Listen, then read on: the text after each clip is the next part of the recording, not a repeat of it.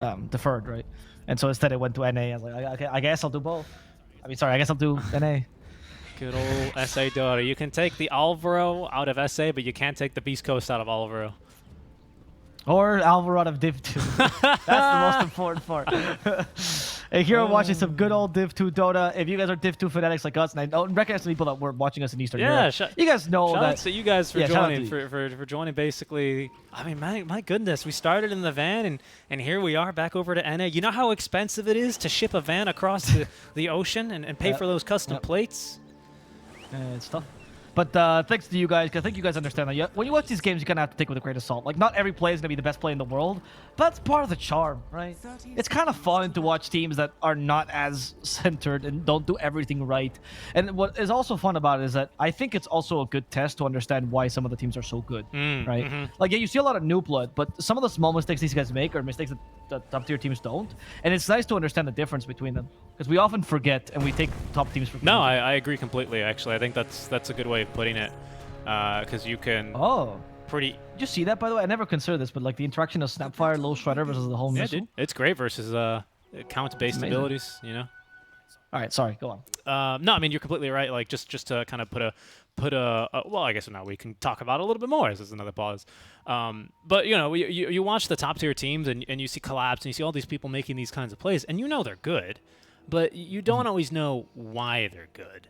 And here you see the ideas in practice, and sometimes the execution or the rehearsal is just not really there and doesn't really come together for a lot of these teams, right? And that's where you can kind of see a little bit more of the difference, right? And this is also where you see a lot of really clever ideas, because I would say that the higher echelon of Dota that you play, the less mistakes you're allowed to make, right? Because enemies, they're gonna squeeze in whatever kind of chink in the armor that you may have, and they're gonna completely tear the game wide open. Whereas here, you know, there's gonna be some opportunities for you to do a couple of clever things and maybe try out some unique strats. So that's always something really fun to see as well. But yeah, thanks for joining, guys. Our third season here on the channel and doing lower division, and it's a pleasure to be back. And something I also want to point out about is that because of this, often when people go and say like, oh, like this draft is better and it wins, you have to consider that in lower div, especially with the mistakes that sometimes happen, like, it has to be an 80-20 out draft for it to actually be like guaranteed to win. Most of the time, execution matters a lot in these, like much more so. And let's talk about an interesting idea here. Steel Borko last time level 1 Tree Dance, this time around versus the Earthshaker versus the OD has decided to go level 1 Jingu, and he's gonna not get his courier killed because the courier's too fast. Yeah, I think so. No, he's gonna reach it. 315. He'll get it. Good punch. I'll steer Borko's side about this, but still, I agree with this build as well. I mean, against the OD, you're not gonna do much, but at least you can get the Earthshaker out of the lane, so that's good. I can't imagine the OD versus Morphling lane is a particularly great lane for Morphling, but I also can't imagine there's too much kill potential, because if he fissures, you just wait for him away. And OD doesn't have much burst until he gets meteor. Yeah, I figure this is also a lane where both heroes have some pretty ridiculous, especially with the items they built early in lane. They've got just really high base damage. Morphling, of course, with a better projectile and animation. So he might have a little bit of an advantage here, but I imagine it's just supports harassing, contesting the pulls, and Core is getting some CS. In mid lane, though, in case you've never seen this matchup, Slark mid versus the Batrider, Slark just buys a wand and then just basically dispels all the time. Farms the wave, farms the side camps. It's pretty good. Pretty good lane for Slark. That's good. Yeah, honestly, this lane is like a freebie for Slark. And some Slarks, it depends on what kind of Slark player you are. I've even seen some Slarks go for like Aura Corrosion early and try to like actually go around the map. That's how Chris Luck, sorry, I'll mention Beast one more time, used to play him when he played Slark mid. Like, this play like a Slark that's active around the map. And then some Slarks were just trying to use this as a second carry. Yeah, I was surprised by this. He must understand that the Batrider's going for... Oh, actually, it's level 3, never mind. Yeah, that was a little... I was going to say, because usually in this lane you max Firefly, right? So you don't want to stand in the fire. Yeah, exactly. So that was a little bit dicey. And, well, of course, without the bottle, Slark's not going to... Well, he did have a... Does he have a bottle on the way? No, not really. Just boot straight away. With Wand, he'll be okay. But you do have to be a little bit careful, because that damage ramps up mighty fast. Yep. Yeah, I agree. You have to be really... he's also... I mean, he's level 4, right? Yeah, I mean, Slark... If he dies to Bat... This is going to be really bad. You can't die to Bat. Not even because you're going to lose the game. That doesn't matter. It's because you will not be able to play pubs for a week. Oh. They will remind you of this play forever. Still Borko as well. He's gotten his courier killed again. So Bolo, again, the support's basically just preventing the creep equilibrium being messed with too much, preventing creep wave skips and pulls. They're both melee heroes with minor annoyance abilities, you know, so they can really pretty easily do this. Bolo doesn't have mana. Oh, but he's going to aggro the... Yeah, I mean, and that's what it is. And then the cores just kind of play their own Dota. It's kind of a fun lane. Denied.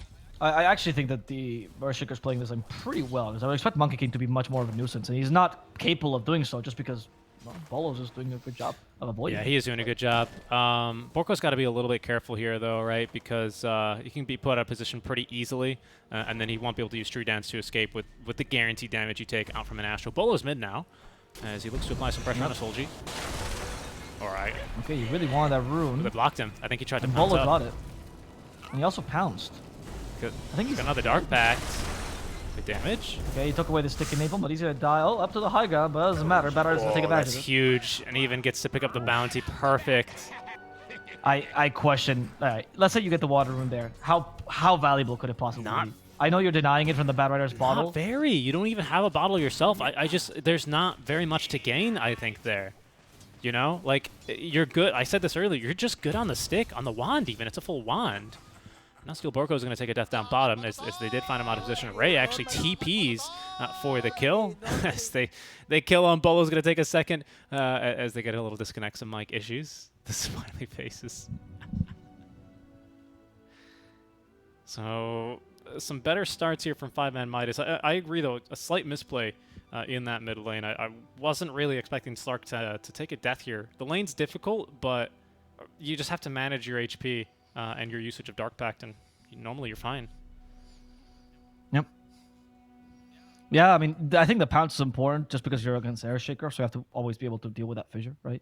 But yeah, no, I just think that he overcommitted. Like, the positioning in this lane is very important. The creep equilibrium and positioning is very important, so I think you have to manage that as well. And I don't think he messed with the creep equilibrium. I just don't think the water rune was that valuable. Like, just give him more. Let him have the bottle. Oh no! Oh, Bat Rider can't kill couriers. He's got 50 damage. Yeah, yeah, no damage. Luckily, at least for Solji, he didn't miss any of the range creeps, so he's right back at it. And there's not really even a level advantage. He's got 6 denies to the 5, so it's still actually relatively close in this mid lane, but he's not going to be too far He's behind. still beating him in net worth as well, which is impressive. Considering I got first blood, by the way. Just because of that, yeah. This lane should be 100% Slark favorite, don't get me wrong, but... I mean, he's almost got level 6. I think Sark should be okay from now on. Also, in a similar matchup, in the top lane, Gyrocopter actually couldn't really beat the Timber so much, partially because of the Sapphire, so... He's been left I think Zor's he's pretty been alone happy. for like a whole minute and a half, and he's actually doing just fine here. 1-1-3 build, so this is not going to be like the full aggressive build, or sorry, the full farm build, the full greed build. Hold on, mid lane, there's some action. There's level 6 on Bat Rider. And no kill attempt. But again, 3 heroes down bottom constantly from 5ManMidas is they might look to actually even push early here. Yeah, do you have... Is there a meteor or something coming in? No, like just nulls for the LG. I just don't think that Enchanters can do anything top, so I don't think Shin is the completely right play. This is very good. She's actually pushing this tower before OT even has Meteor Hammer. Yeah, they're going to get some good damage in. And probably even another kill on a mean, Steel still- Borko. Yeah, down he goes. He dies, but OT has not, like, he did nothing. He auto-attacked and he did 1 Ask for Imprisonment. He's so useless right now, and they're still taking a tower. This is really good. Yeah, this Ench creep is super good for tanking towers. You know, she rotated on the 5-minute catapult, which is something we don't see often in the side lanes. She rotated right? even earlier. She rotated 4 minutes in, actually. Sure, but in preparation for this Yes, 5-minute catapult, yes. right? And that's like, again, I'm only surprised because it's not something we see as often these days, particularly for the side lanes. Like sometimes you'll have the offlaner go, or if the lane goes really well, maybe the carry will go and they'll take the tower RL? together. But a 5 doing He's it looking for an there. opportunistic kill. Regen rune active canceled. He wants this one. The Dark Pact was already used, and they force out the Shadow Dance from Solji. RL still diving, though. There's a tier 2 up and a tier 1 even in the mid lane. Steel Borko here to provide some defense as they at least get the D ward, but they put the fear of the bat in Slark there. That was a little bit too close for comfort. RL's doing a great job in this mid lane, applying way too much pressure than I think he, I don't want to say has any right to, but then this matchup is normally given. Radiant's top tower is under attack. I have to agree. I feel like the execution of 5-minus has been considerably better this time around. I love the Enchanter's choices. Stacks being contested. Good. Yeah, but they're gonna lose waking up. Might Actually, even lose Matter is Bat. joining in, I'm sorry, they might lose Timber. and Timbersaw is gonna die to this bat. There's no way he survives this. Yep, even the tip before he Wow. dies. 0-5. Okay, I think right now 5ManMidas is 100% outplaying. Oh yeah. Dire's middle tower Oh yeah. is Pretty under execution attack. based here as well. Like, I don't think Felt's draft is just suited to do anything right now. That's not the purpose of their draft, in my opinion, when I see this draft, right? It's more of a mid-game, late-game oriented draft, so the amount of pressure they're trying to put, especially in areas where Battlerier can join. Like, if you pressure the lane, Battlerier takes forever to come there, so at least you're wasting his time. But if you pressure near the stacks, I get that's the idea, but Battlerier just joins. Sorry, I'm just easily. giggling at this play and she sends in a Hellbear Smasher to just block the camp stack from Solji, just ruin his smart. inefficiency. There's Falcon Blade for Slark.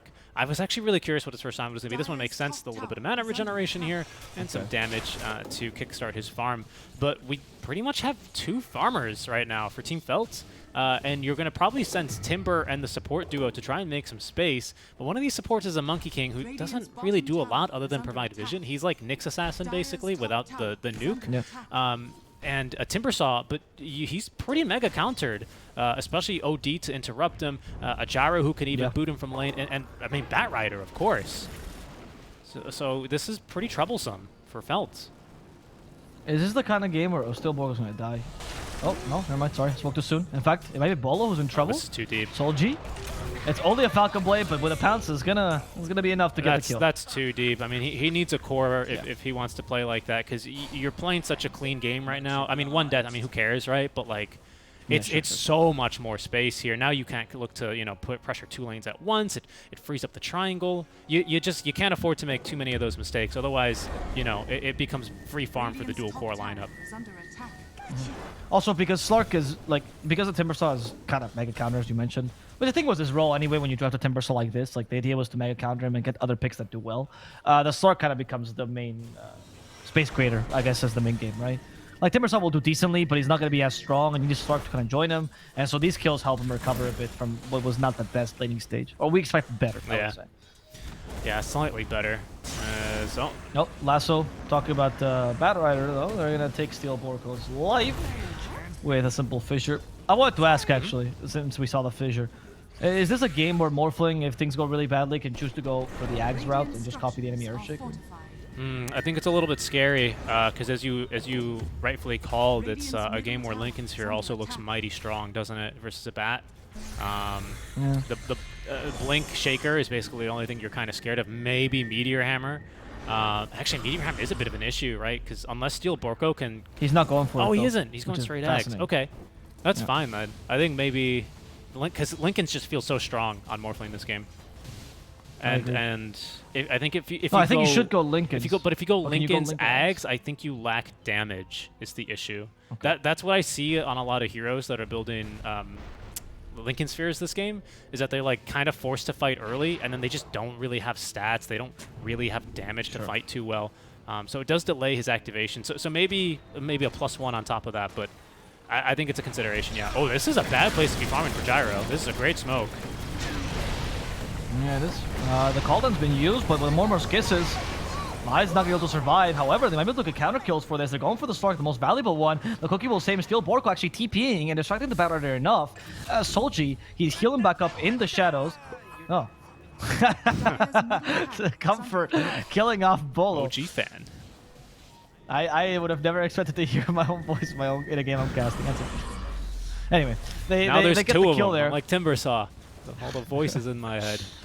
They get to the kill on Jarkata, which was the most important one, and even waste Bat Rider's time, despite Butcher travel TP. Not that big a deal, but it's a start. No lasso, so it's not... Again, RL was just trying to save the Gyrocopter's life. Yeah, but again... I like that, though. I thought it was a good play by Fault. It's just concerning, because you can't make too many of these plays. Again, it gives more and more space to a dual-core lineup, and this is a lineup that is going to farm basically the entire map, as they're going to look for the Snapfire now. Bolo to connect on the stuns. Oh, even Echo Slam, they really wanted that kill. But now Felt, they're here, and they're bringing reinforcements because they want to defend this Tier 1 tower. Good flame break and untouchable level 1. Not going to be enough to save Ray. All it takes is a little waveform for them to pick up that kill. And they're chasing for more? This seems... Yeah. Too much, yeah, I agree. I'm glad they're backing out now. I think it was a little bit of an overextension, but not enough just yet, right? They didn't get punished for it, so okay. And they saved the tower. I think that's what they're most keenly interested in doing. They just need to hold on to this triangle. This triangle is their moneymaker right now. We can see both cores just continuously hitting creeps here.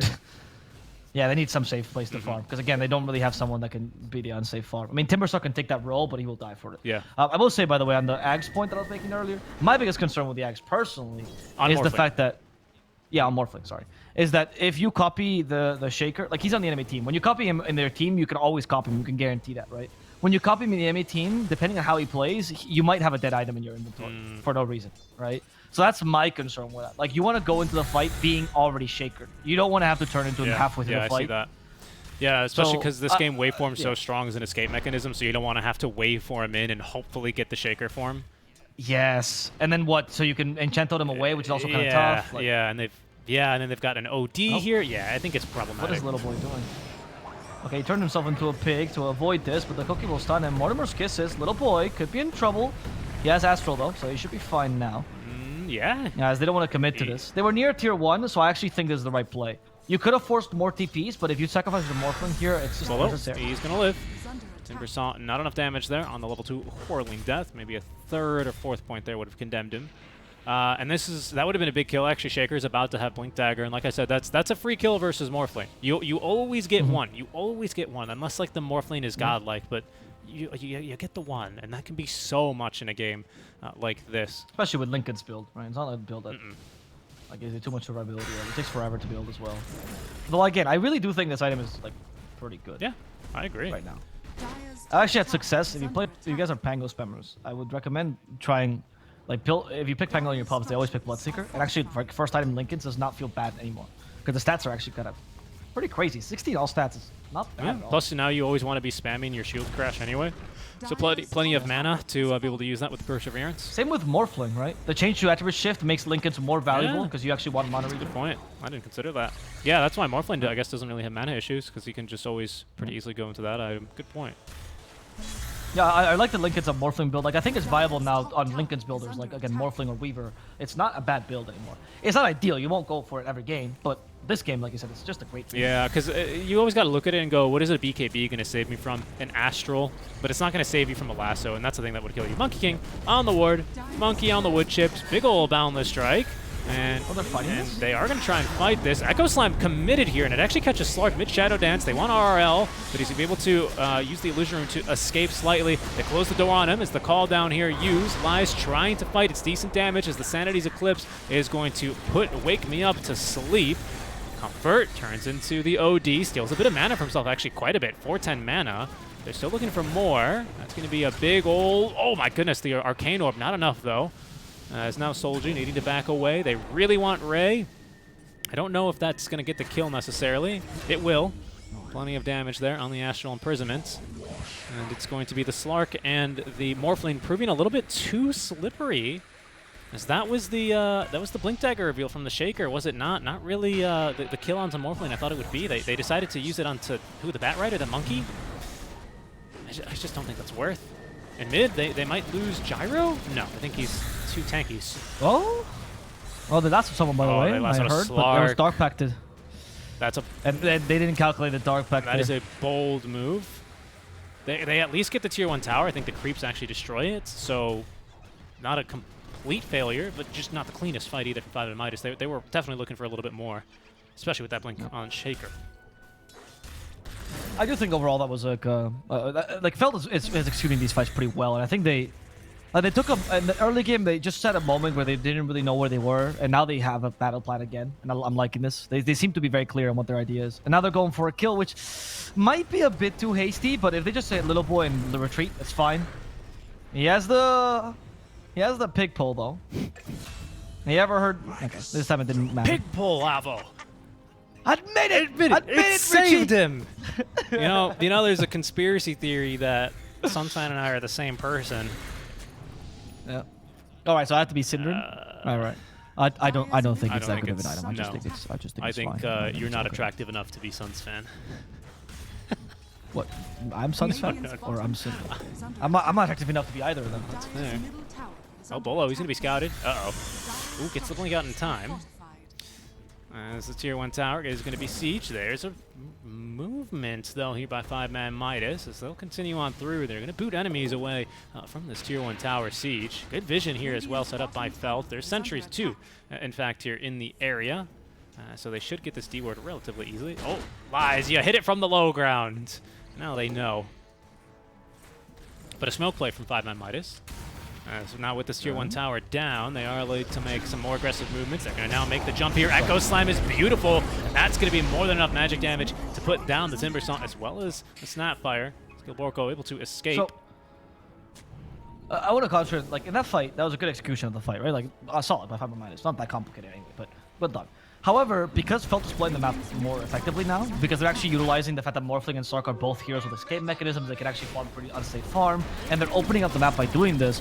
It doesn't matter that much, because like I said, Timberstaw's kind of fodder in this game, right? He's just there to bait out picks, and he's already done that, and that's it.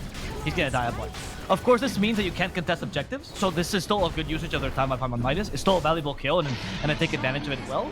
But I think it's the best case scenario right now for Felt, where they understand that if they just try to fight this head on, they're gonna just hit a wall. Yeah. And instead of trying to bang their head against a wall, they're trying to circumvent and see where it goes. You know what I'd really like to see here? This is kind of moving on to a new point, but you're right. Is I'd like to see a death summary for Roche, you know, as an observer tool. I want to see who's doing all this damage to Roche. Oh, that'd be interesting. Because now that OD, small, I mean, he got his name changed, of course, from Outhouse Destroyer to Outworld, what is he, Outworld Destroyer now? It was Outworld Devourer to Outworld Destroyer. That's right, yeah. Because he no longer eats. No, he's... he just breaks he things. eats through Roche, because Arcane Orb now fully affects Roche, and it didn't before. So that's a big reason of why they were able to do Roshan so fast. Gyro doesn't really have damage. He's got the Ag Scepter up and decent stats now with the Dragonlance, and his farm is going to take off to the moon here with this Gyrocopter. But a lot of that damage is actually being done by OD in the pit. And nice. Which once... I just want to point out, once again, this Ags build is... I get the point of Ags, but just... Wouldn't Meteor Hammer be really good for this build? I feel like... I'm looking at this, I'm like, Meteor Hammer would be awesome here. I guess he doesn't think he can channel it. Yeah, I think that's what it is. I also think you just want to, like, kill enemy heroes, you know? Like, you just want to take them out of the fights. You just want to kind of annoy them a bit. Shadow Dance use. Oh, but the homie missile, actually. He had to cancel it. Yeah, I didn't see it. No, he did not. And actually, they've got vision on him. Deleted. Little boy is going to wipe him off the face of the map. Yeah, there's plenty of Astral Imprisonments to cancel TPs here, as Snapfire will discover Skillborko not finding anyone there on the Boundless Strike, but he could do nothing to save the life of the Snapfire, who will fall in the wake. Stop pinging this high. This is embarrassing. What just happened was just so weird, because of course the whole missile you didn't see. Sure, sometimes things get lost. And Snapfire decided, you know what? I'm gonna walk to the low ground to TP, which was also unnecessary. So there was just... It was one of those moments where your brain stops working for half a second. It happens. I also don't think Skillborko can really do anything here, except maybe die. Ooh, gotta be careful. They don't see him, of course. Only we see these effects in fog. He's moving. I mean, they do see him jumping. No, they didn't. I was toggled over to their vision. He was behind trees. Oh. Yeah. Oh, right, because... Oh, okay, that's right. Like, if you're in vision of a tree, you will see him. Yeah, correct. Yeah, but you got to jump to these back trees, guys. If you're Monkey King players, you got to jump to the trees that you can't even see. Oh, no, that's it. Especially if you play support, because the build actually that Skillborko's doing is a build that's been very popular on Monkey 4 for a while, which is that people call him No Booties Monkey King, right? And just kind of jump around, they saw him. and you eventually build Atos. Well, GG. RL caught him. He was. I caster cursed He was him. able to escape so easily last game, but now there's a Bat Rider. Yeah. But tell me about the No Booties. But yeah. I mean, No Booties is the new Monkey King, right? Like, you just, as support, right? You just don't build boots, and you can go for a lot of utility. As a 4, we've seen a lot of Monkey Kings go for Atos first, and you just Atos from the trees. You're like, where'd that come from? But I think as a 5, you can't really afford to do that, so I get this build. He's gone for last game as well, which is a solo quest build, just to buff up your carry. Seems fine, too.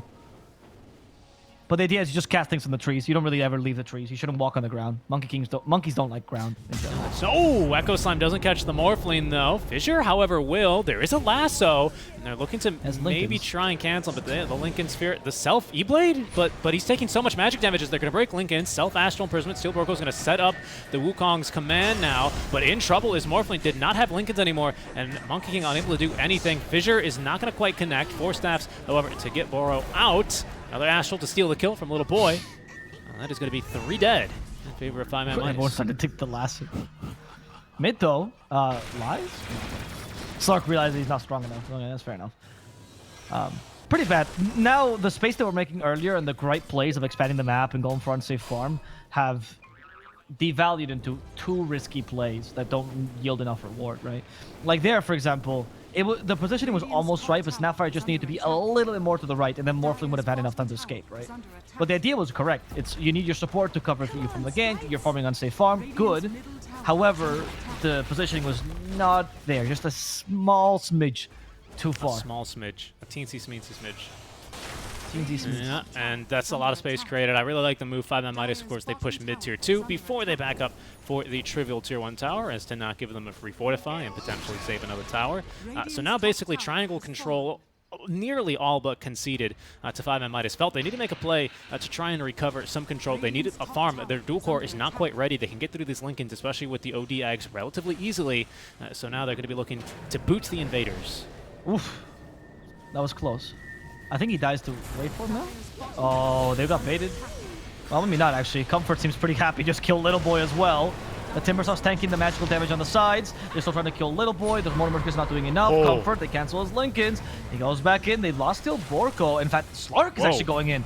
Okay, Solji activates the BKB, but there's still physical damage. Now forced to use Shadow damage to just escape. A bit of a miscommunication there, it seems, as they went in one by one. Yeah, a little bit.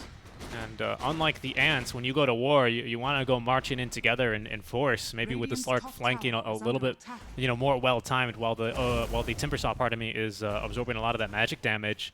They are going to back 5ManMidas up because they did commit a lot of the ultis. However, it didn't really achieve much. None of their cores got too much farm, and the triangle is still relatively unsafe. And look at this. Even Slark might be in some trouble. He doesn't have BKB. And, he does have Shadow Blade, though, and there's no detection on the Bat Rider.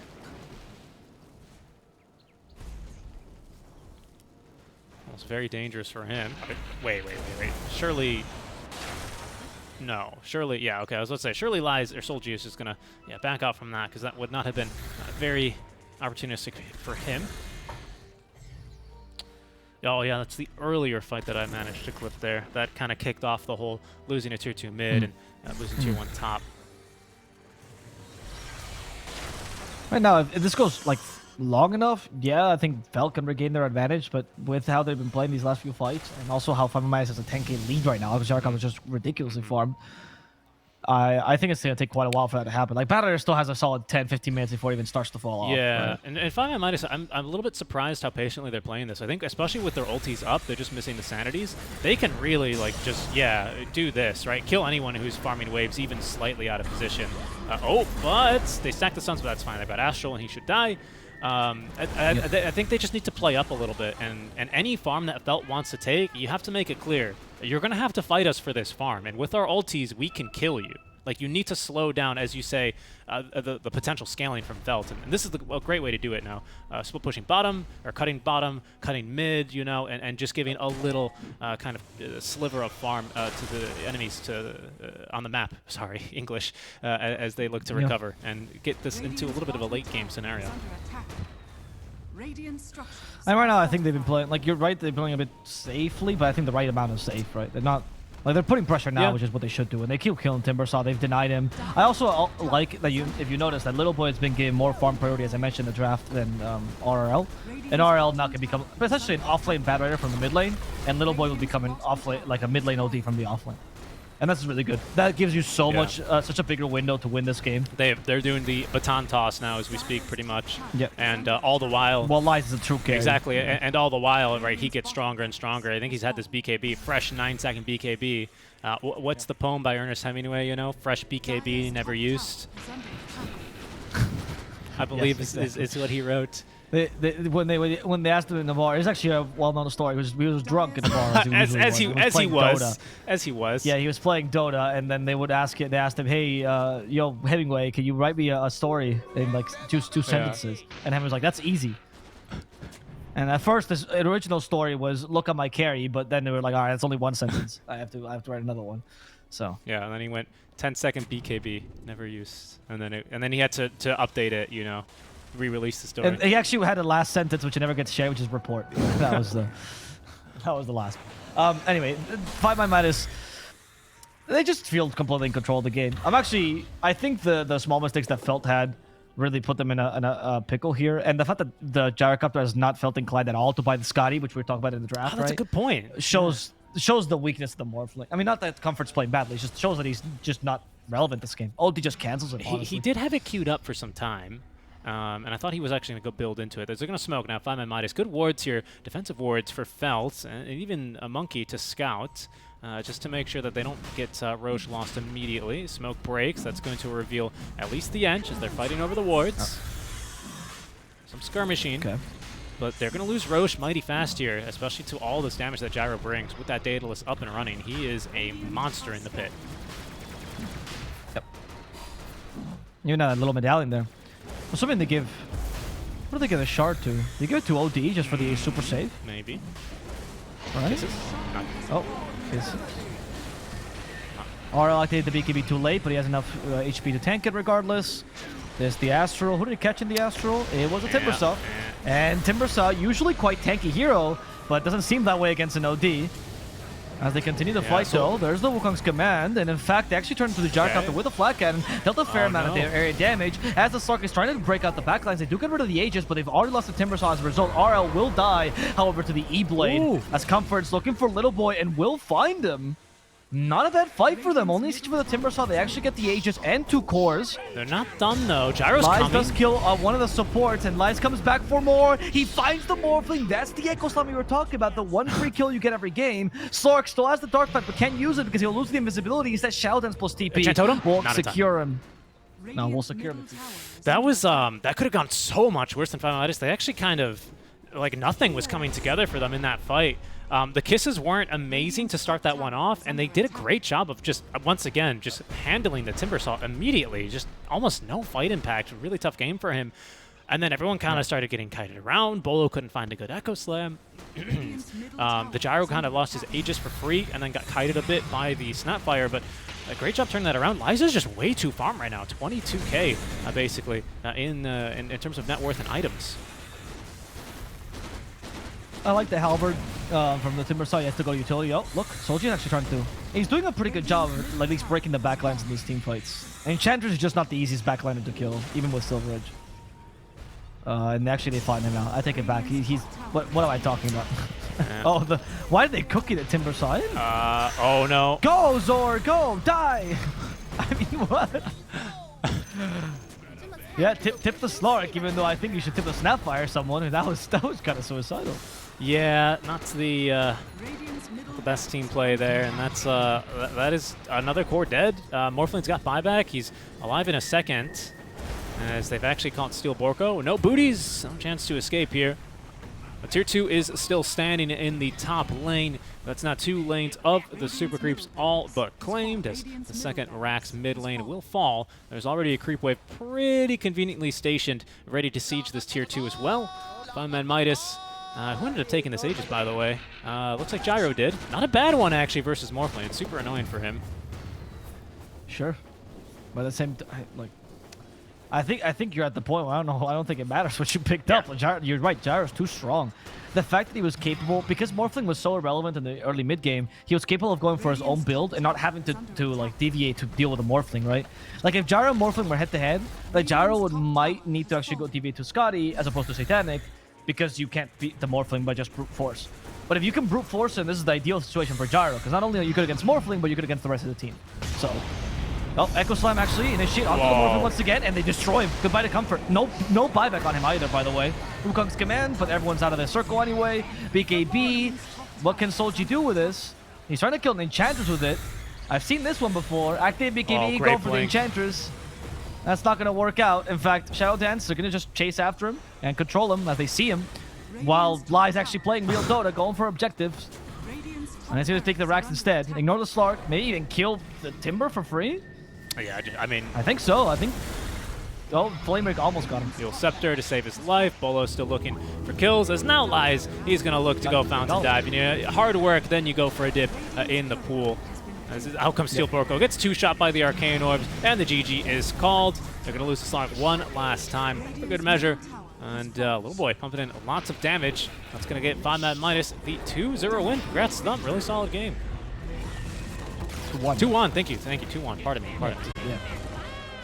Yeah, I mean, I